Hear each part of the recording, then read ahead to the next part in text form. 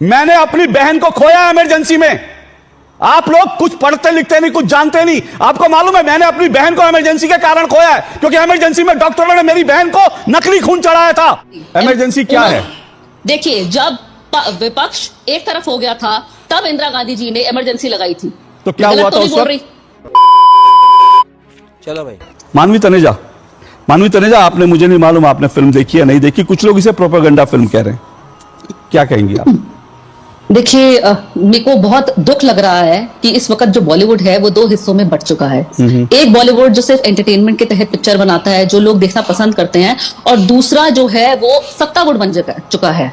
कहीं ना कहीं प्रोपेगेंडा के तहत वो पिक्चर बनाते हैं। क्या बोला तूने? जैसे पहले आई कश्मीर फाइल्स, फिर केरला स्टोरी, अब कंगना की आने वाली इमरजेंसी, और ये साबरमती रिपोर्ट। तो कहीं ना कहीं ये सिर्फ एक प्रोपेगेंडा के तहत बनाते हैं, जो लोग मुझे लगता है पसंद नहीं करते। क्या बात कर रहे हैं?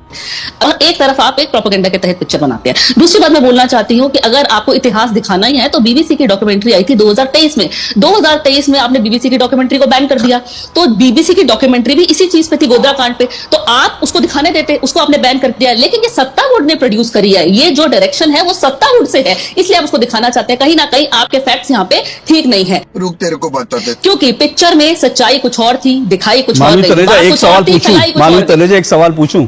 आपने कहा इमरजेंसी प्रोपेगेंडा फिल्म, आपने इमरजेंसी देखी है या एक मिनट मेरा सवाल पूरा हो जाए। आपकी जो उम्र है वो उस उम्र में जाहिर सी बात है आपने इमरजेंसी देखी नहीं होगी, जो इमरजेंसी थी। आपने अभी फिल्म भी नहीं देखी, आपने अभी इमरजेंसी भी नहीं देखी, और आप बिना फिल्म को देखे, बिना इमरजेंसी को देखे, बिना इमरजेंसी को अनुभव किए आपने छूटते कह दिया प्रोपेगेंडा फिल्म है। किस आधार? देखिए, ये 2024 से पहले रिलीज होने वाली थी इमरजेंसी। कहीं ना कहीं मैं ये नहीं कह रहा, मेरा सवाल समझिए ना। अरे मानवी जी, मेरा सवाल समझिए, एक मिनट, बिल्कुल मेरा सवाल समझिए ना। मेरा सवाल क्या है? मैं कह रहा हूँ आपका सवाल समझिए। मैं आपसे पूछता हूँ इमरजेंसी के बारे में कितना जानती हैं आप? आप मुझे क्या जानना चाहते हैं? आप मुझे बताइए इमरजेंसी के बारे में क्या जानती हैं? इमरजेंसी, देखिए, अगर ये इमरजेंसी बनाई होती नॉर्मल किसी, मैं इमरजेंसी बनाई नहीं, मैं कह रहा हूँ इमरजेंसी के बारे में कितना जानती हैं आप? इंदिरा गांधी जी के ऊपर है इमरजेंसी। इमरजेंसी क्या है? इमरजेंसी क्या है? देखिए, जब विपक्ष एक तरफ हो गया था तब इंदिरा गांधी जी ने इमरजेंसी लगाई थी। तो क्या हुआ था उस वक्त? नहीं, और इमरजेंसी में क्या हुआ था इमरजेंसी में? अब आप मुझे पूरी डिटेल यहीं पे ले अरे लेंगे। मैं इसलिए पूछा क्योंकि आपने फिल्म देखी नहीं, आप इमरजेंसी को प्रोपेगेंडा बता रही हैं। तो आपको मुझे बताना पड़ेगा ना कि इमरजेंसी में ऐसा क्या प्रोपेगेंडा। अगर देखिए प्रोपेगेंडा क्या होता है, सुनिए ना, अरे सुनिए ना, प्रोपेगेंडा वो होता है कि जो सच से अलग होता है। आप ये कहना, मैं आपसे पूछा इमरजेंसी में क्या हुआ था, आप कितना जानती हैं? बता रही हूँ, इमरजेंसी में आम आदमी को कोई दिक्कत नहीं हुई। क्या बोला तूने? आम आदमी को कोई दिक्कत नहीं हुई। आम आदमी जैसे रह रहा था वैसे ही रह रहा था। अगर दिक्कत मानवी तनेजा सुनिए, मानवी तनेजा सुनिए, मैं इस देश का आम आदमी हूं। सुनिए मानवी तनेजा, सुनिए, मैं इस देश का आम आदमी हूं। एक मिनट आरपी सिंह रुकिए। मैंने अपनी बहन को खोया इमरजेंसी में। आप लोग कुछ पढ़ते लिखते नहीं, कुछ जानते नहीं। आपको मालूम है मैंने अपनी बहन को इमरजेंसी के कारण खोया है, क्योंकि इमरजेंसी में डॉक्टरों ने मेरी बहन को नकली खून चढ़ाया था। और आप लोग कह रहे हैं इमरजेंसी प्रोपेगेंडा है। कितने लोगों की जाने गई थी, कितने लोगों को सिगरेट के बट से जलाया गया था। आपको या तो आप पढ़ लिख कर आइए इमरजेंसी। दिक्कत है, एक मिनट की आवाज बंद कीजिए, आवाज बंद कीजिए। इमरजेंसी को पहले जानिए। अगर फिल्म का आपको एतराज हो सकता है, बिल्कुल हो सकता है, कोई दिक्कत नहीं। आप किसी फिल्म को लेकर कह सकते हैं प्रोपेगेंडा फिल्म है, लेकिन अभी आपने फिल्म देखी नहीं, अभी आपको यह तक नहीं पता इमरजेंसी है क्या, लेकिन आपको ज्ञान देना है कि इमरजेंसी पर बनी फिल्म प्रोपेगेंडा है, क्योंकि आपको चाहिए कि जो है पेड़ खड़ा करके आगे पीछे हीरो हीरोइन नाचे, फूल ऐसे ऐसे मिले, वही आपको सिनेमा लगता है। बाकी कुछ दिखा दो तो आपको प्रोपेगेंडा लगता है, क्योंकि वो आपको एजेंडा का सूट नहीं करता। अगर एक डॉक्यूमेंट्री कोई बना रहा है, इसका मतलब डॉक्यूमेंट्री कोई इमेजिनरी नहीं होती।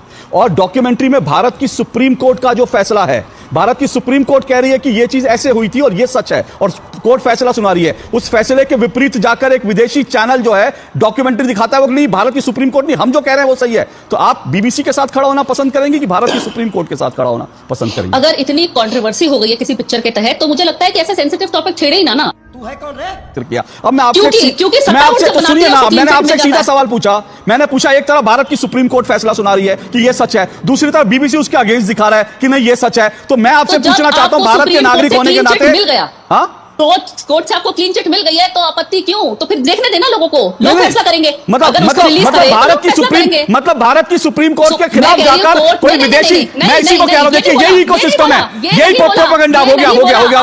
देखिए दिक्कत क्या है इस देश में, देखिए दिक्कत क्या है। हमारे साथ रावल जी बैठे हैं जो उस ट्रेन में मौजूद थे और जिन्होंने बताया उस ट्रेन पर किस तरह से हमला हुआ। हमारे साथ आरपी सिंह जी बैठे हैं जिन्होंने कश्मीर में तिरंगा फहराने की कोशिश की थी और उनको जो है उसको उठा करके उनको जेल में डाल दिया गया था। उन्होंने डंडे खाए थे कश्मीर में तिरंगा फहराने के लिए। हमारे साथ आशीष जोशी हैं जिन्होंने वहां पर लाइव रिपोर्टिंग की थी गोधरा के बाद। यहां पर मैं मौजूद हुई जिसने अपनी बहन को इमरजेंसी में खोया। लेकिन इकोसिस्टम क्या है जो जिसमें मानवी जी जैसे लोग पलते हैं बढ़ते हैं, वो इकोसिस्टम है। रावल जी झूठ बोल रहे हैं, आशीष जोशी झूठ बोल रहे हैं। वो तो घूमने गए थे, वो तो डल में जो है आरपी सिंह जी वो कर रहे थे और मेरी बहन को किसी ने नहीं मारा, वो तो जो है मेरी बहन। तो आप सबका सच जो है अस्वीकार कर दो। कश्मीर में जो कुछ हुआ वो भी नहीं हुआ। उनके दादाजी ने उनको जो कहानी सुनाई वो कहानी सच है, बाकी सबका जो सच है वो झूठ है। तो आपके दादाजी का सच होगा, आपके दादाजी को किसी ने बचाया होगा, लेकिन 5 लाख लोगों ने जिन्होंने भागे और वो लोग जिनको घर में मुसलमानों ने पनाह दी और जिनको पनाह देकर जिनका पता दे दिया उनका सच भी है। मानवी जी आज सच आपका नहीं होता, जो सच आपने देखा,